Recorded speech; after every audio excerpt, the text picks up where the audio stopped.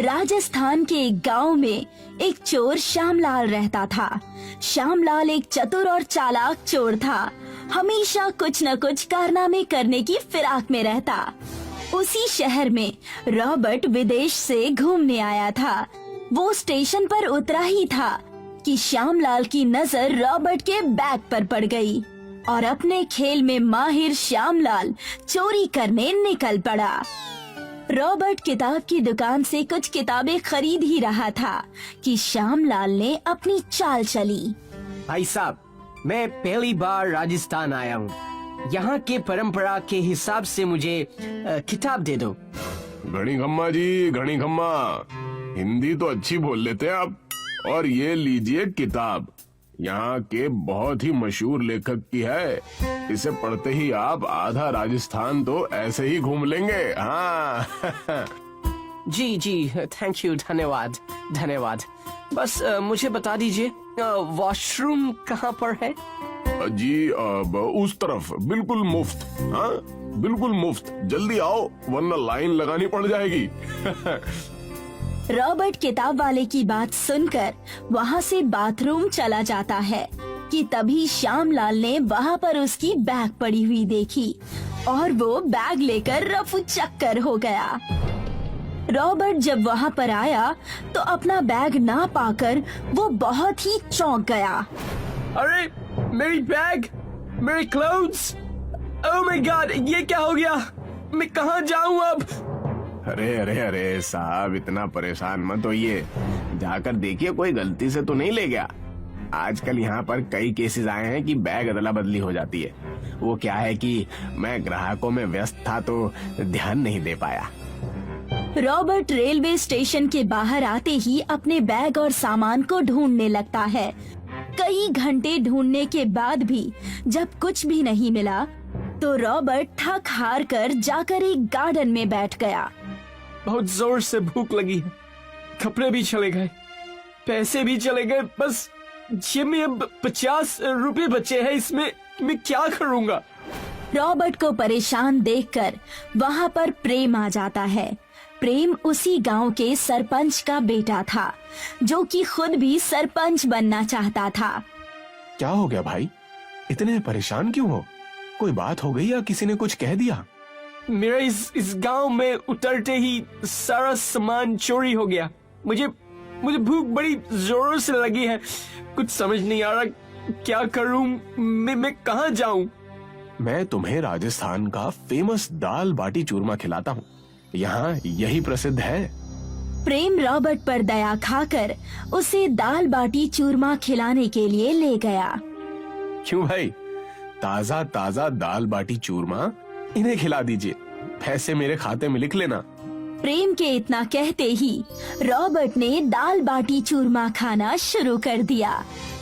वाह, I mean, delicious, इतना स्वादिष्ट मैंने अभी तक कुछ नहीं खाया। बहुत बहुत मस्त है, बहुत मस्त। क्यों, अच्छा लगा ना? देखना, हमारे राजस्थान का खाना पूरी दुनिया में नंबर 1 है। मैं तुम्हारा थैंक यू करना चाहता हूँ। Thank you. बस एक मेरी और हेल्प कर दीजिए ना। अरे तुम हमारे मेहमान हो, बोलो क्या मदद करनी है, मैं तैयार हूँ। मुझे व्यापार का अच्छा नॉलेज है। मैं चाहता हूँ कि तुम मुझे दाल बाटी चूरमा का बिजनेस खोल दो, यानी कि व्यापार खोल दो। मैं सारे पैसे तुम्हें रिटर्न कर दूंगा। अगर मुनाफा हुआ तो तुम्हें ज्यादा पैसे दूंगा। अगर मैंने इसे पैसे देकर इसकी मदद की, पूरे गांव में बोलबाला हो जाएगा। सब मुझे ही सरपंच बनाएंगे कि विदेशी की मैंने मदद की, और इसका काम भी हो जाएगा। अरे रॉबर्ट जी, इसमें पूछने की क्या बात है? आप आज से क्या, अभी से ही हमारे घर के पास वाले दुकान पर ही अपनी दाल बाटी चूरमा बेचना शुरू कर दीजिए। ये हमारे लिए बड़े गर्व की बात होगी। प्रेम की मदद से रॉबर्ट ने दाल बाटी चूरमा की दुकान खोल ली। चंद दिनों में ही पूरे शहर में ये चर्चा फैल गई कि अंग्रेज का दाल बाटी चूरमे का दुकान है। चर्चा इतनी फैल गई कि पूरे शहर के लोग अंग्रेज का दाल बाटी चूरमा खाने आया करते थे। क्यों भाई? अरे मुझे भी दे दो दाल बाटी चूरमा, हमने सुना है कि बड़ा अच्छा बना लेते हो। अरे ये तो यहाँ के लोगों का प्यार है, ये सब मेरे अंग्रेज होने से नहीं, दाल बाटी चूरमा से ज्यादा प्यार करते हैं। 6 महीने के बाद व्यापार इतना बढ़ गया कि रॉबर्ट ने 6 महीने के अंदर ही अपनी बड़ी सी दाल बाटी चूरमा की दुकान खोल ली और प्रेम का सारा पैसा उसे वापस भी कर दिया। आइए आइए प्रेम जी, आइए। आपकी वजह से ही ये सब कुछ हो पाया है। पूरे 6 महीने में मैं इतना सब कुछ कर दिया कि अगर आपने मेरी मदद नहीं की होती तो ना जाने मैं कहाँ होता। अरे शुक्रिया की कोई बात नहीं दोस्त, तुमने मेहनत की और ये सब उसी का फल है। अब बस जैसे मैंने तुम्हारी मदद की तुम भी मेरी मदद करना। मैं आपकी मदद जरूर करूंगा, बस बताना आपकी कैसी मदद चाहिए। देखो सरपंच के चुनाव नजदीक आ रहे हैं, तुम मेरी मदद करो। मैं आपकी पूरी मदद करूंगा, पूरे सरपंच के चुनाव में तुम्हारे साथ रहूंगा।